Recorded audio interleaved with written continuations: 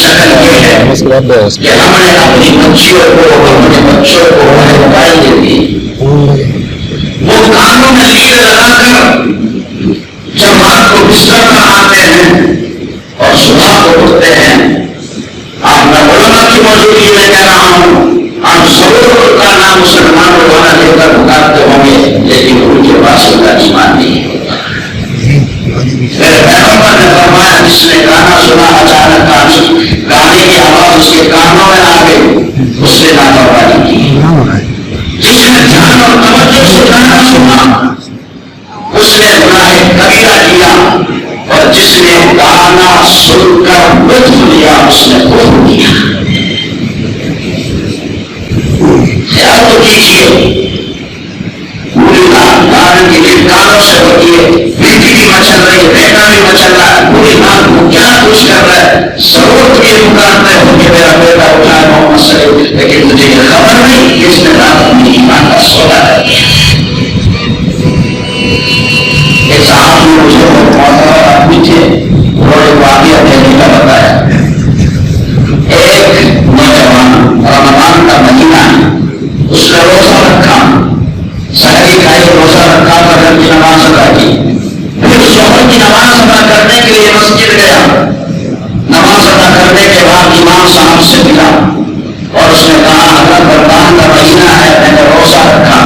سحری کھائی، فجر کی نماز بھی ادا کی، ظہر کی نماز بھی ادا کی، میں نے اپنے موبائل پر گندی فلمیں دیکھی ہیں جس سے میرے کپڑے خراب ہو گئے، یہ بتاؤ میرا روزہ بنا یا نہیں رہا؟ میں آپ سے پوچھنا چاہتا ہوں، روزہ بنانے کا آپ پوچھیے ہمارے دل علماء سے۔ میں تو یہ کہنا چاہتا ہوں جس نے سحری کھائی، روزہ رکھا، فجر کی نماز ادا کی، ظہر کی نماز ادا کی، امام سے مسئلہ بھی پوچھ رہا ہے، وہ کچھ نہ کچھ دیندار ہے یا نہیں ہے؟ جب اس دیندار کی پوزیشن یہ ہے، سوچو میرے قابل احترام بزرگوں، ہماری وہ نسلیں جو پورے ہفتے مسجد کا دروازہ نہیں چھانتی، وہ اپنی دادوں کی زندگی میں کیا کچھ کر رہے ہوگی، اس کا اندازہ نہیں کیا جا سکتا۔ اس کی فکر کرنا یہ ہماری اور آپ کی ذمہ داری ہے۔ جمعیت جب کام کر رہے ہیں، ہم آج بہت احترام کے ساتھ کہتے ہیں، ہماری طاقت میں ہوتا ہم اپنی دستان کے قدموں میں رکھ کے کہتے ہیں، اس کے اس قرآن سے بھی بہت زیادہ محنت کرنے کی ضرورت ہے، اور ہمیں اپنے ساتھ اپنی مسجد کے نمازیوں کو، اپنی مسجد کے ذمہ داروں کو، محلے کے بااثر لوگوں کو ساتھ میں لے کر کے ہمیں کام کرنے کی ضرورت ہے۔ ہمارا معاشرہ ہر درجے ہو چکا ہے۔ آج صرف روزے نماز کی بات نہیں، آج صرف شادیوں میں رسومات اور خرافات کی بات نہیں، آج تو ایمان کے نعرے پڑ رہے ہیں، ایمان کے بچانے کی باتیں ہیں۔ آج ایمان کا عمر لگ چکا ہے،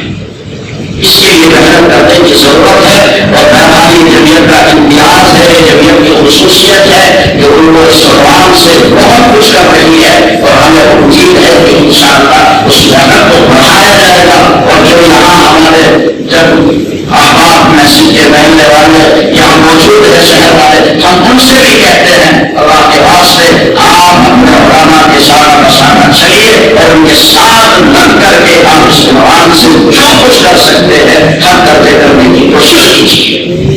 یہ ہماری پہلی ضرورت ہے کہ ہم اپنی نسلوں کی ایمان کی حفاظت کریں، ان کی ایمان کو بچانے کی کوشش کریں، اور جہاں سے بگاڑ شروع ہو رہا ہے، جو بنیادی چیزیں ہیں ہم اس پر روک لگائیں، کوشش کریں کہ ہمارے اپنے تعلیمی ادارے ہوں، ہماری بچیاں اپنے لوگوں میں تعلیم حاصل کریں، آپ ادارے تعلیم کیجیے، اور کوشش کیجیے کہ پہلی فرصت میں جب ہمارا بچہ بولنے کے قابل ہو تو ہم اس کو کسی دینی ادارے اور مکتب میں لا کر کے بٹھائیں اور ان کو مدرسوں سے جوڑیں۔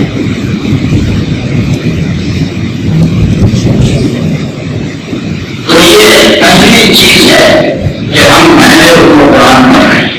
ہم اپنے بچوں کو دینی تعلیم دلائیں، ہم اپنے بچوں کو اداروں سے جوڑیں، ہم اپنے بچوں کو قرآن تعلیم دلائیں۔ اگر یہ رہے گا تو انشاءاللہ ہمیں یہ امید ہے کہ جو بچے اداروں سے نکل کر کے باہر آتے ہیں، اگر وہ دنیا کے کسی بھی میدان میں جائیں گے انشاءاللہ ہم میری ایمان کا سودا نہیں کریں گے۔ پہلی ضرورت ہے،